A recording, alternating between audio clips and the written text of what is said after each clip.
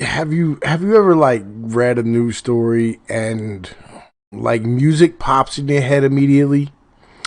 That's kind of where I'm at right now, right? Because apparently Cummings, the senator who's been going back and forth about Baltimore being a fucking shithole, his house got fucking robbed. Oh man, that is fucking. It's a little too ironic.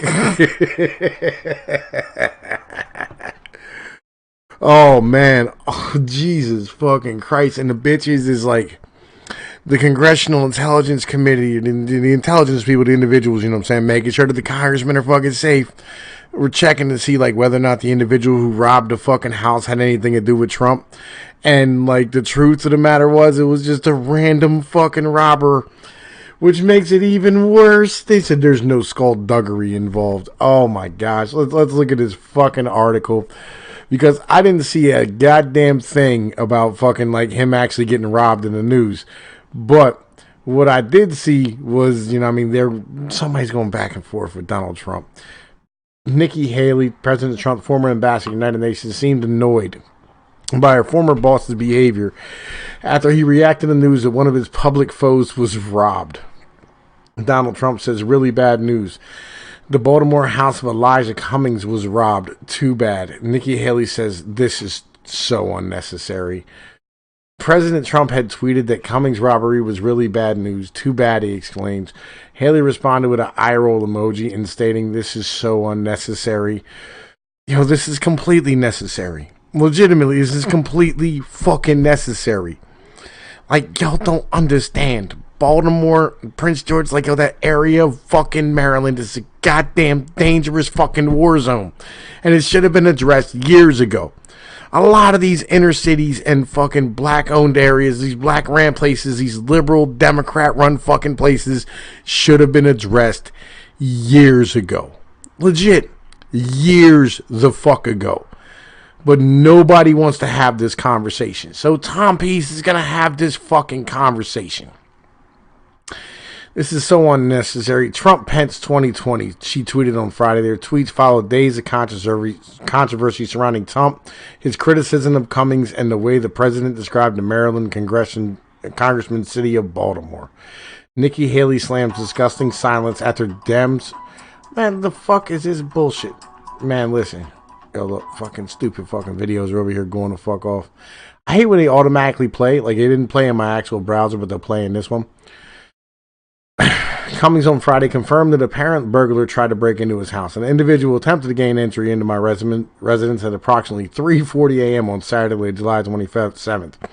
I was notified of the intrusion by my security system, and I scared the intruder away by yelling before the person gained entry into the residential portion of my house, Cummings said. The break-in came in about 4 hours before Trump set off a firestorm in the media by deriding Cummings district as a disgusting rat and rodent infested mess. Trump is playing 4D chess with these motherfuckers. Legit. He said if he spent more time in Baltimore, maybe he could help clean up this very dangerous and filthy place, Trump tweeted. The two have feuded for months over Cummings' investigations into the president. Congressional security officials are investigating whether the break-in was a random crime or there was a threat nexus tied to Cummings due to Trump's comments. However, a source with knowledge of the investigations told Fox News there was no skullduggery when the break-in had any relations to the president's remark, which came afterwards. Okay, so we're about 4 minutes in, right? So let's have this conversation. All right, I think it's important that we have this conversation about what's going on in our inner cities.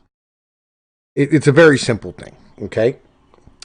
This all started when they brought in no contest divorce and child support and welfare because that coincided with the changeover from the 1940s and 50s and 60s and 70s into the 1980s and 90s where we went into neoliberalism, right? Which is something we're going to be discussing in a video that I'm going to do tomorrow, which is going to be kind of long.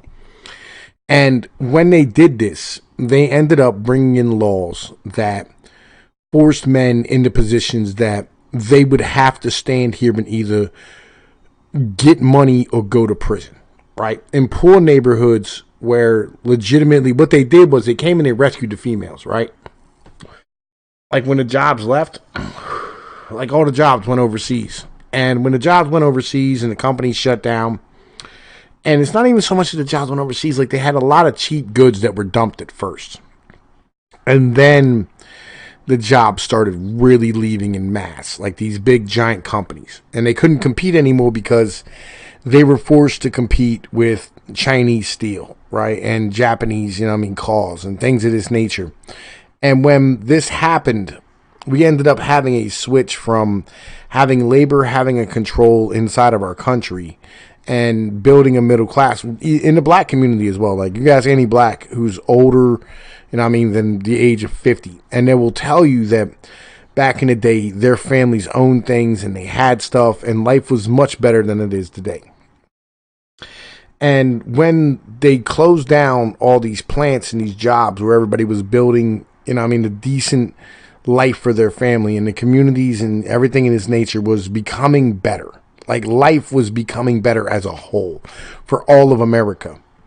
What they did was they came and they rescued women. All right. They gave them welfare and Section 8 and food stamps and all this type of stuff.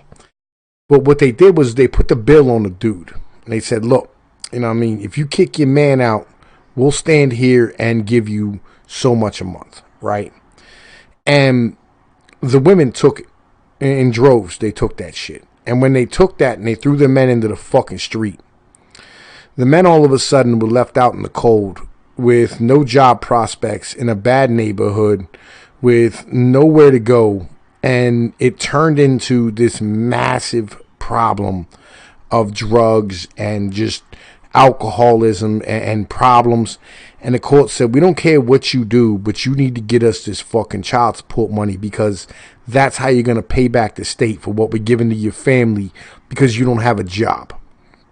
And when they did this, it started a chain reaction which just destroyed the inner cities and destroyed the poor white community, the working class white community. That's why you don't see them anymore. They don't exist. It took longer for the white community because they had more money. They had, they had grandparents and parents and shit to fall back on. And the black folks were just then really starting to make it come up and make, gain ground and shit of this nature and gain property. And they fell down harder than everybody else, and everybody went, oh man, you know why this is happening? It's racism. But that's not the truth at all. Because it's the same today as it was back then. They're still living in a neighborhood and they're born into an area that has no job prospects and no ability to do anything. And their fathers and their uncles and their brothers and their cousins and their friends are all in the bucket of where they stand here and they have a whole bunch of individuals, a whole bunch of females willing to take that dick and get pregnant and not be responsible for themselves because the government's being responsible for them. And when they do this, it ends up to where the dude has to pay this bread at 18, 19 years old because you don't make good decisions with yourself. Baby's born. You ain't got no place to go. You can't be with your moms no more. Because your pops ain't around. Because your mom was living on welfare in Section 8. Right? And it's this horrible fucking cycle. And it's not a racist thing in any way, shape, or form. It's the fact that they don't want to admit that women's freedom has come at the cost of men's destruction. And that's the reality of things. When you destroy a man, you destroy a society, you destroy a culture, you destroy a neighborhood, you destroy a family, you destroy a community. And that's really what's going on at the moment. And that's why our cities are in such bad shape. Because they say either you get this money or you go to jail. It's that simple, right? And not only that, they stand here and they say, you get this fucking money, or we're going to bring a man with a gun in the badge of your house. He's going to throw you in a fucking cage, and we don't care how you get this money.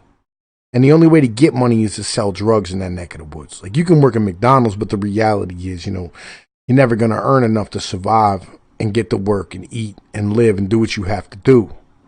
And they're going to rape your paycheck. It doesn't matter. They don't care. All right? They don't give a fuck about you. So it's the same as the drug situation. It's the same as the alcohol situation during Prohibition. Anytime you bring a man with a gun and a badge into a situation, it automatically escalates everything. And you can't run from it. You can't hide. You can't do anything. You're going to get banged. You can get pulled over at a traffic stop and they'll fucking rock you for this. The United States has treaties with 185 other countries to bring you back for child support. That is the only thing they have treaties with 185 other countries for. They're not fucking around with this. It's the one thing that the white knights and the females and individuals on all sides will vote for is to fuck men and continue the downward destruction of our society. That's the reality of things. And that's really what's going on. So, it is what it is. But I wanted to bring you this story and really tell you what's going on. Oh, and by the way, I wanted to mention the Tide trade.